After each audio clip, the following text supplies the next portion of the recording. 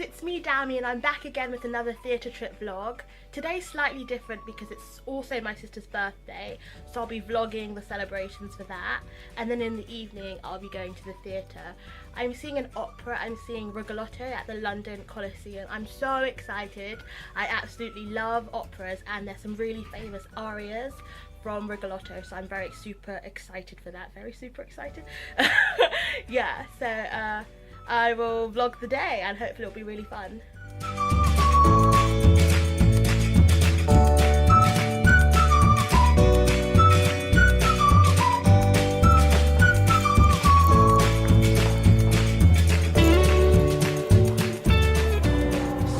Just got to London Marylebone and I have decided that I really want to get my sister a birthday badge, because what's a birthday without a birthday badge? Like, I've already got her present and her card and everything, but now I really want to get a birthday badge. So now I'm just gonna have a quick search for one. I've been to 5 shops already, have not found a birthday badge, so where are the birthday badges? So I was just about ready to give up on my hope of finding a birthday badge when I find this in WH Smith. I didn't really like it, but I just thought I really wanted a birthday badge, so this would have to do. Then I was about to get on the tube again, then I see a cards galore, and then they have better birthday badges, but I've already bought this one. So now I ended up buying another birthday badge. And I bought this one as well, so now she has 2 birthday badges. Well, I suppose you can never have too many birthday badges.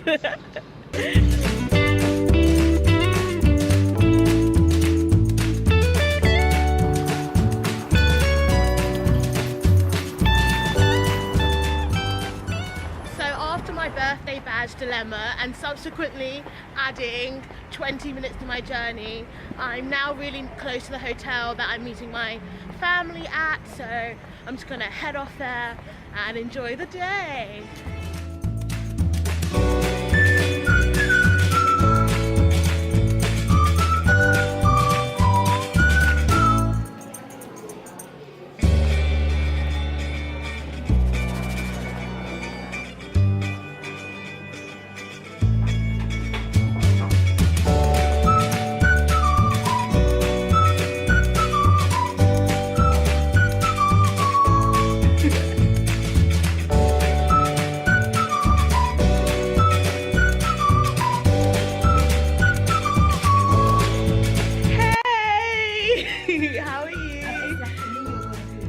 Did you know I was gonna vlog? I was like, oh, let me get my pound face on.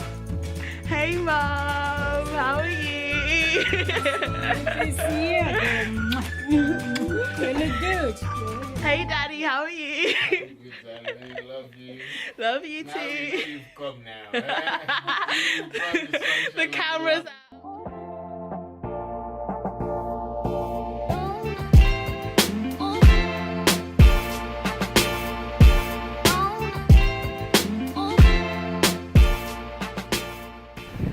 So now reunited with the whole family. Everyone's together now. And here's the birthday girl. There she is. And we're about to go get some lunch. And we're just going to find a nice restaurant to eat at. So we're just off there now.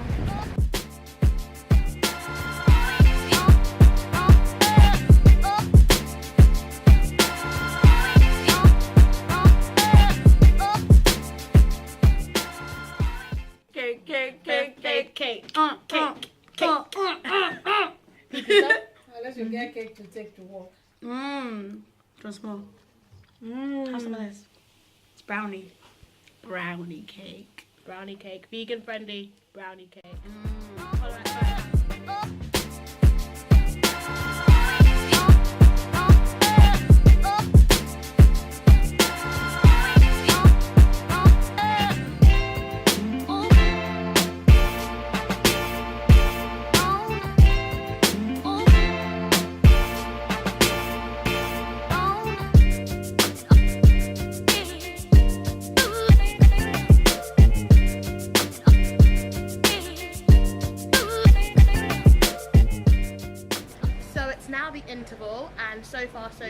really enjoying the show. Like, it's so dramatic, it's so impacting. I'm on the edge of my seat the whole time. I cannot wait to see what happens in the next part. I'm just so excited. It's just so good. So I really hope the next part is just as good. So we've just left the opera, and I just thought we'd give like our immediate impressions. What did you guys think? This is a classic example where a woman is just silly and does too much fun. Like, literally, player. Like, there was a song that she was singing, "Women are evil, they're so conniving." I love him. And then she's singing, I love him. I'll die for him. I love him. And I was just like, are you guys watching this? He doesn't really like I you. rolled my eyes so much, I thought they were going to get lost at the back of my head. It was crazy. It was. But overall, I did enjoy it. It was The very music good. was lovely. Very dramatic. If Very you're not dramatic. used to coming to operas, it's a really good one to come to because it's actually very exciting and kind It's of funny. really accessible. So if Yeah. you haven't seen an opera before, it's still like something you can watch. Yeah, But I'll give thumbs a- up definitely. I'll give a proper review later where I'll go into the in-depth and like the nuances of the opera. But for now, we're off to get drinks, aren't we?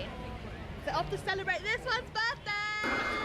Rigoletto is literally a classic story of why you should let your daughters have freedom. She was so thirsty. The thirst was unreal. Like, the first man who laid eyes on her, she was like, Love me. yeah. I love him. He is great. And I was like, girl, are you Blind? Are you blind? Are you dumb? Do you have dumb written on your forehead? It was crazy. I was so shocked. So I've just got back from London and I'm absolutely shattered, but I thought I would do my proper review of Rigoletto before I go to sleep, essentially. So Rigoletto is a 3-act opera by Verdi, and it's based on a play by Victor Hugo. And in a nutshell, it's essentially about a duke who's a bit of a player, and he seduces this married woman, and he's encouraged by Rigoletto, who is his jester, to do so. And this eventually brings dishonour to the married woman, and the father comes to Rigoletto and the duke and puts a curse on them. He says, I put a curse on you, essentially. And then the story unfolds from there. There's disguise, there's mystery, there's seduction, there's so much drama, there's a mafia-like mob, and it's just very dramatic. It just escalates from there. So then Rigoletto's daughter gets involved with the duke, and there's a whole lot of stupidity, but I won't really go into that because I don't want there to be any spoilers if you haven't seen it and if you're planning on watching it. So nothing I've said spoils it because you find all of that in the first 10 minutes of the opera. But that just lets you know a bit of a flavour of what the opera is about. So it was originally set in the 16th century, but this version's a modern adaptation of it, so it's set in the 1950s. So think of it as originally an Italian opera, but now think of it as Little Italy, so like a New York kind of setting. So it's more mob and gangster sort of setting. And I really liked this. I thought the contemporary setting made it more accessible, it made it easier to relate to it. So whilst the plot and the storyline is quite complicated in detail, when you strip it back to what it's actually about, it's very relatable, and I think it can be accessible to anyone, really. And I think when people think of the opera, they think of something that's a bit bougie, something that's perhaps a bit pretentious. And I really don't like this mentality, because opera doesn't have to be like that. And I thought Rigoletto was something that anyone could enjoy.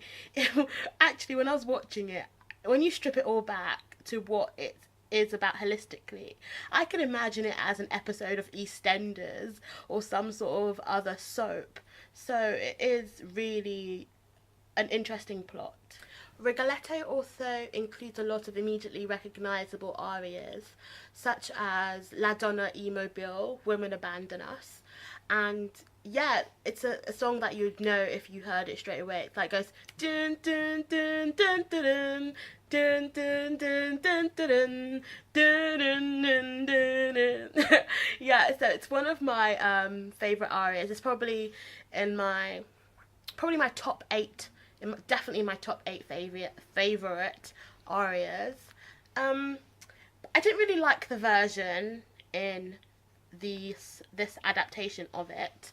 It was put on by Eno, the English National Opera, and so that means all of their operas are sung through in English, which at first was alright. It didn't really bother me at first, but when you're used to listening to it in Italian, it can be probably less dramatic when you hear it in English, but that's probably just a personal preference for me. So Rigoletto was played by an American guy called Nicholas Pallison, and I thought he was really good. I thought his physicality was amazing. He was supposed to be a hunchback, and I thought his gait was just really appropriate for the role. And yeah, I really enjoyed everything about it. I think sometimes with operas, the singing and the music can come first, and then the acting comes second, so this can lead to it be a bit lackluster or stagnant, but I thought he was really dynamic. However, there was some other stagnation throughout the opera, and I think this could have been easily rectified with some better direction. So the London Coliseum is one of the biggest, I think it's actually the biggest theatre in London, so the stage is massive. So sometimes when there was just 1 or 2 characters on stage, they didn't really have much to do apart from a few tokenistic head shakes or air grabs or something like that. So I thought sometimes that was a bit meh, but I thought Rigoletto himself was really, really good. So this is the programme they were selling. I just wanted to show you the actual cast so you could see their faces. And this guy called Joshua Guerrero played the Duke. And whilst he wasn't bad at all, he was quite good actually. I feel as though he should have amplified the charm and arrogance of his character a little bit more. We see all these women fawning over him, and they're even willing to sacrifice their lives for him after a 5-minute chat. So I think there's something a little bit missing in his portrayal of the Duke. For me, he failed to portray that innate charisma that goes hand in hand with the Duke. Because if all these women love him, they're singing about how he's an angel, I just don't think he effectively portrayed that. And then the next lead character that is of note I'd like to talk about is this woman called Sydney Mananscola, and she played Rigoletto's love-stricken daughter Gilda, and she sang so beautifully. I absolutely adored her voice. It was like a shard of glass, and it cut through everything else. It was amazing. But I absolutely hated her character. It was such an awful character. This is not necessarily a dig at her as an actress and a singer, but more to do with the actual opera itself. I just thought Gilda was a very two-dimensional character, and I find this a lot in operas and perhaps in things like Shakespeare. The women are just seen as objects that can be possessed and can be killed off whenever you wanted, just to have a bit of drama, and I don't think they really add much to the storyline, and I just kept on just being so irritated when I saw Gilda acting like an absolute moron. She was just so stupid, and maybe I'm being a bit unfair to the opera, but I just didn't like it. And then Barnaby Rhea, I think I'm saying that right, he played Sparafuccini, and he was incredible. He was the villain, not really the villain, but he played an assassin, and I thought that was very convincing. He was very dynamic as that, and the chorus were also incredible. I have to give a special mention to them. There were about 40 men on stage, and they really added to the plot, I found. The set was good as well. It was very naturalistic, very convincing, very detailed. Not really much to say about that, apart from it was maybe a little bit clunky, because about 30 minutes into the show, there was about the curtains came down, and then there was a bit of an interval, but not really an interval. So I think they were just trying to change the set around, because it must have been it was so detailed that I think it must have taken such a long time to do that. However, my biggest critique would have to be with the orchestra. I just thought the orchestra's volume was way too loud. My favourite part of operas tends to be when different people are singing different parts on top of each other. This can help to build a sense of foreboding in scenes where the audience knows something one of the other characters on stage doesn't, and Rigoletto has excellent moments of this. Overall, I really enjoyed myself. I've had the best weekend, and Rigoletto is a great opera to go see. In terms of plot and music, Rigoletto is definitely amazing. However, in terms of directorial and orchestral vision, I think there could have been more clarity in its implementation. But it's still a great opera to go watch. It closes on the 28th of April. 28th of February, actually. 28th of February.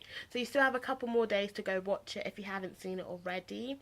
So thank you for watching my vlog, and I hope you've enjoyed it. Don't forget to like and subscribe, all that good stuff. You guys know the drill already, and I'll see you in my next vlog. Thanks.